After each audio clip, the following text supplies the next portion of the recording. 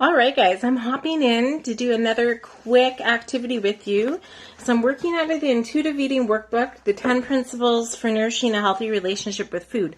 I came on earlier to talk about body cues and attunement, so you can watch that episode if you want. Now I'm going to talk about self-care and attunement disruptors. So self-care is so important when you're focused on becoming an intuitive eater, because stress or anything that disrupts the body's process of digesting food, like if we're under stress, all the energy will go to getting the energy where it needs to go, like to our extremities, so we can fight the lion and tiger.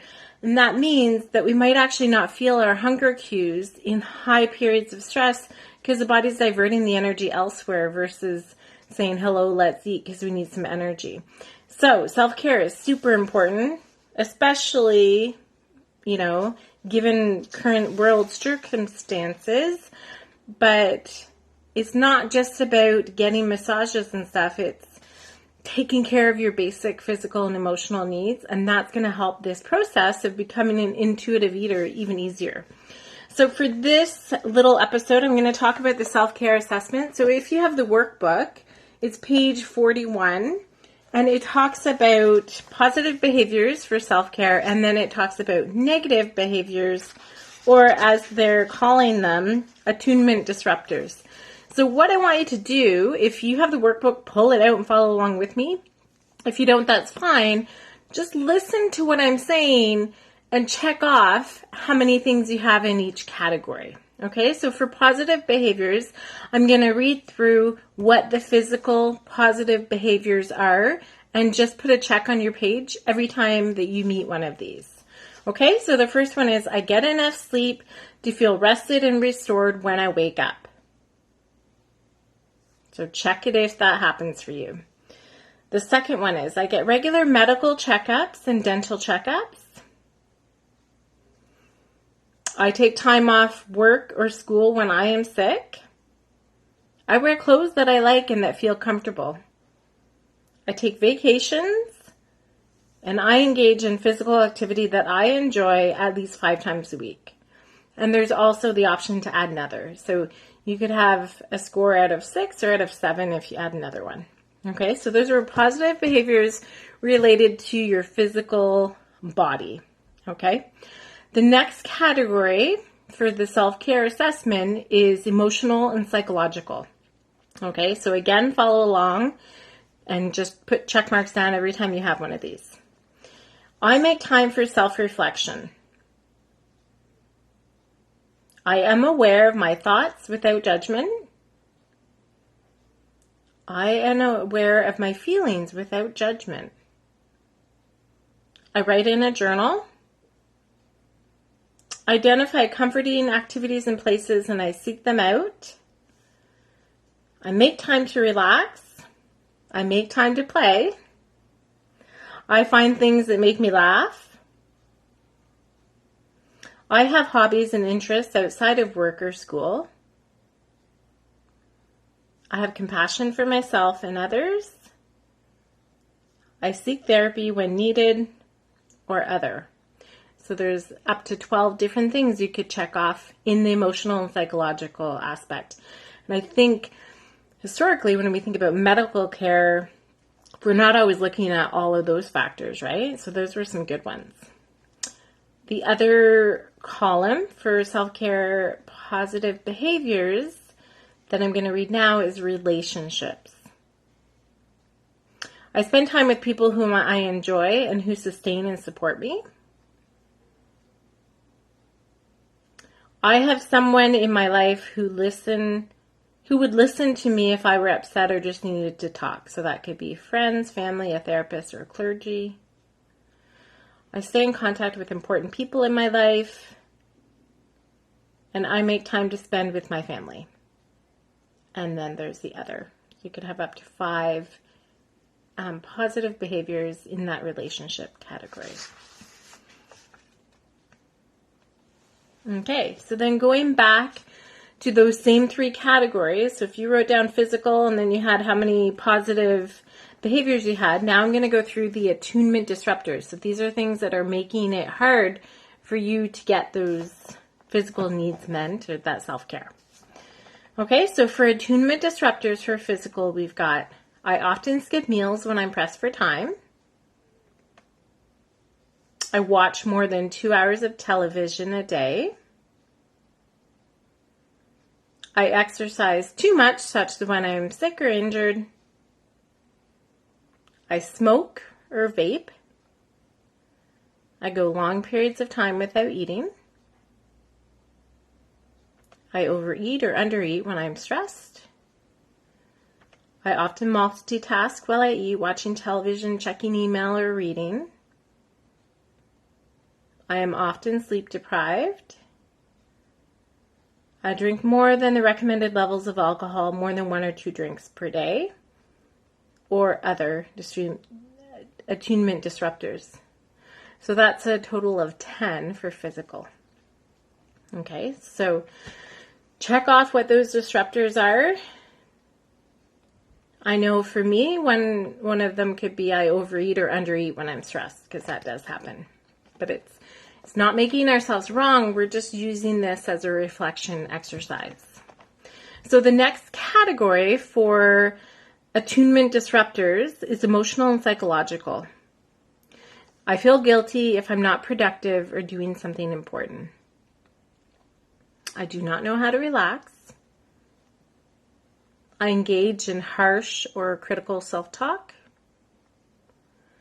I don't allow myself to feel my feelings or cry. I have a difficult time managing stress. I self-silence my thoughts or my feelings. My life feels out of control, or other.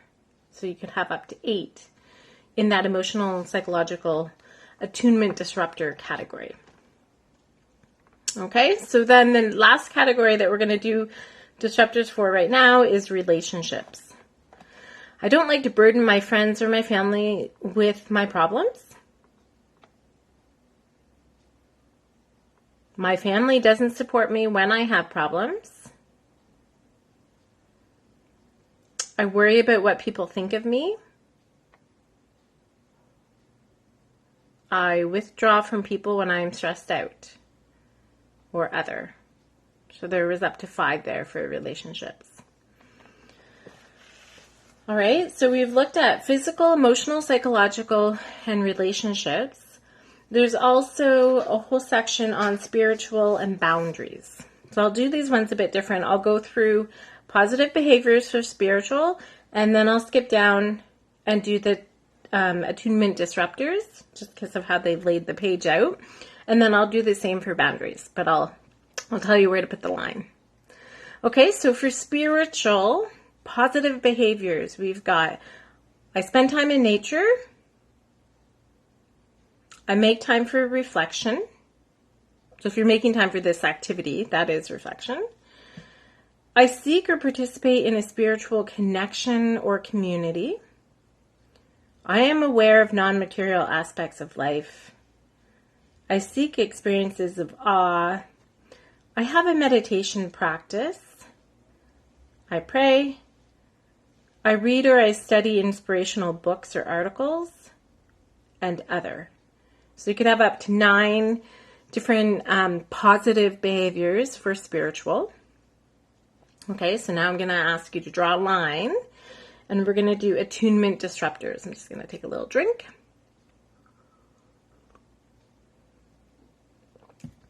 Okay, so for spiritual, attunement disruptor, I am mainly drawn to material things.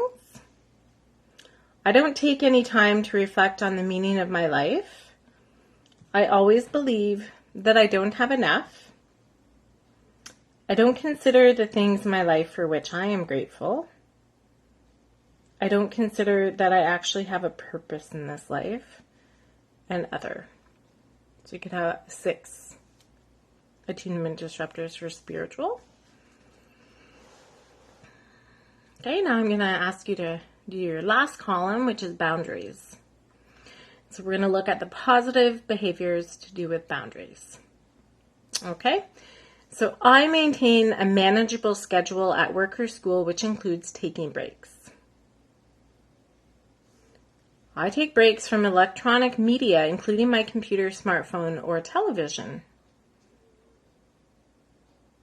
I say no to extra projects or responsibilities if I'm overscheduled. I set limits with my family and friends. I set limits with volunteer projects. I set limits with work, such as not working while on vacation. I strive for balance among work, family, school, play, relationships, and rest. I speak up when others attempt to cross my boundaries. And other, if you have an extra one. So there's 9 in the boundaries, positive behaviors. Okay, then draw a line once you've got those in. And I want you to go to the boundaries attunement disruptors. I have a hard time saying no to people's requests. I feel the need to make others happy. I feel selfish if I say no to a request. I tend to take on too many projects and activities. I automatically say yes to requests without reflecting on my schedule or prior commitments. I take pride in being super busy or other. So there's 7 in the attunement disruptors category for boundaries. Okay, so this isn't about having a certain amount or not having a certain amount. It's just starting to build the awareness, right, about how you're taking care of yourself. So I'm going to give you some questions to answer and reflection. So you can pause the video and answer them, or you can just kind of listen and come back to it when this video is done. So I want you to answer the following questions. What trends did you notice in your positive self-care behaviors? What are your strengths in positive self-care behaviors? Are there any categories of self-care that you have not been currently addressing? Was there one category where you didn't have anything on that positive behavior side? What categories of self-care need more attention or perhaps more consistency? And what attunement disruptors showed up? Okay, and then what you can do is go back to those categories, right? So physical, emotional, psychological, boundaries, spiritual, relationships was the other one. And look at them and pick self-care practices that you want to increase. So for example, a physical one could be, I will work on consistently getting enough sleep by getting to bed with the lights out by 10:30. Okay, so you're going to say what you're going to do to focus on increasing a self-care practice. On the flip side, so you can go through each category and pick one that you can increase. On the flip side, you can take attunement disruptors and you can focus on decreasing them. So another example from spiritual, let's say, could be, I have no spiritual practice. I will read 1 inspirational article per week. Okay, whatever you pick. And then I want you to take a minute to sit with it and think, like, does that feel achievable? So something I work with my clients on is this confidence scale. So if I say I'm going to do that as a spiritual attunement disruptor to decrease, I'm going to start to read 1 spiritual or inspirational article a week. How achievable does that feel? And I usually get people to do it on a scale of 1 to 10. And if it feels less than a 7 in your confidence to achieve that, then you want to pick another one to work on. Because we want it to be at least 70% confidence that you're going to be able to achieve that. All right, so that's it for this exercise. It was the self-care assessment. I hope that you guys found it useful. Come back and I'm going to be adding to this series.